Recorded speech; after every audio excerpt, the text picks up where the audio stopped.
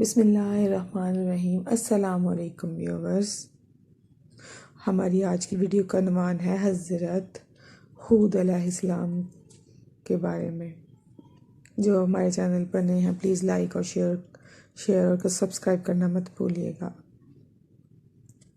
حضرت ہود علیہ السلام جن کا ذکر قرآن مجید میں بار بار آتا ہے، سورۃ اعراف، سورہ ہود، سورۃ حشر میں بھی ان کا تذکرہ موجود ہے۔ حضرت نوح کی اولاد مدتوں تک دنیا میں بسی اور پھر آہستہ آہستہ خدا کو بھول گئی۔ شیطان نے بہکا کر ان کو پھر بتوں کی پوجا پر لگا دیا۔ اللہ تعالیٰ جو اپنے بندوں پر بہت رحم کرنے والا ہے، حضرت ہود علیہ السلام کو اپنا پیغمبر بنا کر ان کے پاس بھیجا۔ تم لوگ اللہ کی عبادت کرو، اس کے سوا کوئی عبادت کے لائق نہیں، اس کے سوا کوئی معبود نہیں۔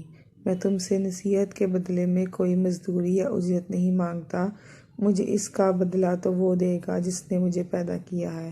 اور تم اللہ تعالیٰ سے بخشش مانگو اور توبہ کرو، وہ تمہارے لیے مینا برسائے گا جس سے تمہارے کھیت اور باغات اچھے ہو جائیں گے اور تمہاری طاقت بہت بڑھا دے گا۔ وہ بولے، اے حضرت ہود، ہم تمہارے کہنے پر اپنے بتوں کو نہیں چھوڑ سکتے، تم کوئی نشانی دکھاؤ، ہم تو یہ سمجھتے ہیں ہمارے بتوں میں سے کسی نے تم پر آسیب کر دیا ہے اور تم دیوانے ہوئے پھرتے ہو۔ حضرت ہود علیہ السلام نے کہا، تم سب مل کر میرے لیے جو تدبیر کرنا چاہو کر لو اور مجھے مہلت بھی نہ دو۔ میں خدا پر بھروسہ رکھتا ہوں جو میرا اور تمہارا پروردگار ہے۔ میرے ذریعے اللہ تعالیٰ نے جو تمہیں پیغام بھیجا تھا وہ میں نے تمہیں پہنچا دیا۔ اگر تم میرا کہنا نہ مانو گے تو اللہ تعالیٰ تمہاری جگہ کوئی اور بسا دے گا اور تم اللہ تعالیٰ کا کچھ نقصان نہیں کر سکتے۔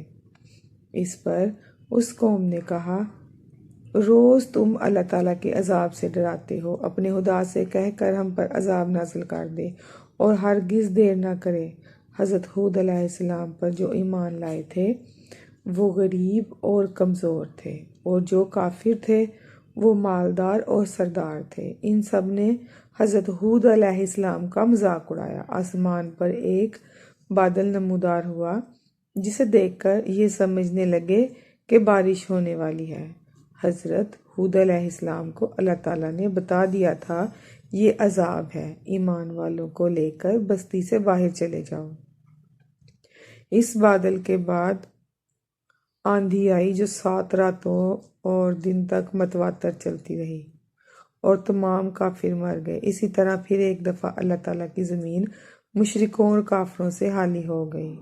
اللہ تعالیٰ ہمیں اپنے حفظ و امان میں رکھے اور ہمارے نمازی اور پرہیزگار بنائے۔ جو ہمارے چینل پر نئے ہیں پلیز لائک، شیئر اور سبسکرائب کرنا مت بھولیے گا اور کمنٹس کر کے ضرور بتائیے گا کہ ہماری آج کی ویڈیو آپ کو کیسی لگی۔ اللہ حافظ۔